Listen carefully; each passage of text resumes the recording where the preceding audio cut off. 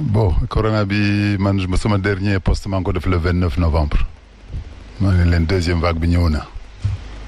bon c'est dommage nag ñu toll fu lu day ni député di gaañu ñuy soog a jël en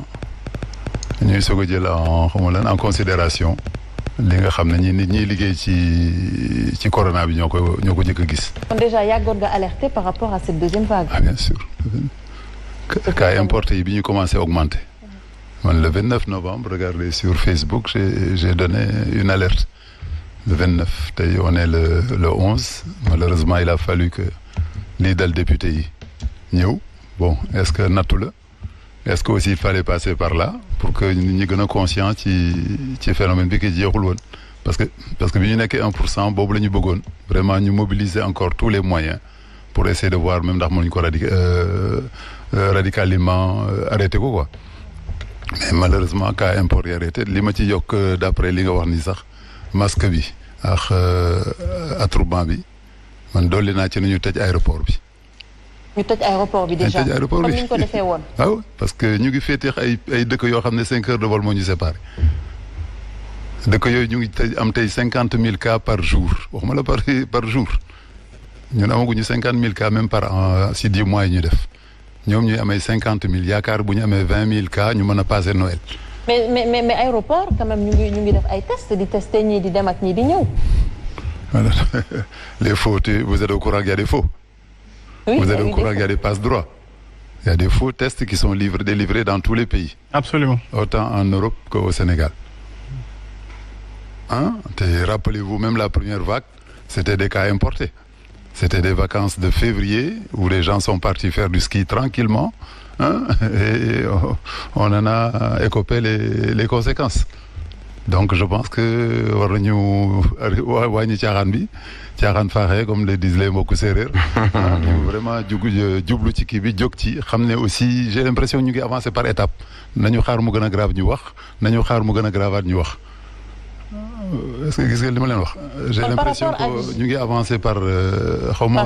par étape mais à vue quoi. alors que ce qu'on a regretté encore c'est que même réunion bi amoon avec le président dans la première vague. où il a pris toutes les potentialités toutes les compétences réunir leen ñu wax ko li mu war a def moom mu am obligation décider les moyens qu'on doit développer pour arrêter la première vague mais je pense qu'une réunion encore plus urgente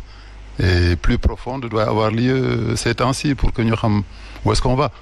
Je ne sais pas si vous êtes au courant que les centres de la première étape de la première vague sont fermés. Actuellement vous avez que 2 centres pour essayer de soigner les cas qu'on a. Bon, je reviens pas sur les chiffres pour ne pas blesser encore le qui, mais les chiffres, vous savez, quand on ne teste que Dakar. Parce que Demba laa jóge Fouta à 600 kilomètres, il y a même pas, c'est ce qu'on appelle les déserts médicaux. Nous sommes très loin, docteur, suñu la déggee bu baax par rapport ak chiffres yi ñuy jot. Toujours ça, on parle de 127 cas, donc amaana weesu na ko. Mais kan la ñuy testé ñun man yéen wala ñi am oto di mën a dem wala xam fan ma docteur nekk. mais ko xamul fan la docteur nekk ça dès que vous sortez de Thiès xamul la Thiès vous savez pas moi j'ai eu un jeune qui a vécu aux États-Unis qui est rentré dans ce village du Fouta mais ma famille tout le monde était couché je suis sûr qu'on avait le corona mais qu'est-ce que je pouvais faire à part boire mon paracétamol le village le plus proche où il y avait un dispensaire c'était presque à 10 kilomètres de 10 kilomètres il fallait qu'il fasse 50 000 kilomètres pour aller à Ndioum. Est-ce que Ndioum même ils ont des bandelettes? Est-ce qu'ils ont formé des gens pour faire les prélèvements? Donc vous imaginez ce gars-là ce prélèvement pour mu jóge foofu ñëw ba Pasteur ñu testé ko boole ko ci chiffre suba yi sax xawma la bu tey ci chiffre suba yi encore donc côté boobu moom les chiffres je dis pas qu'ils sont faux mais ils sont insuffisants. Insuffisant xam naa dinañ ñëwaat ci yow waxu gestion de cette pandémie parce que yaa ngi déceler quand même ay faits yoo xamante ne peut-être soxla nañu taxaw ci docteur mais damay tourner ci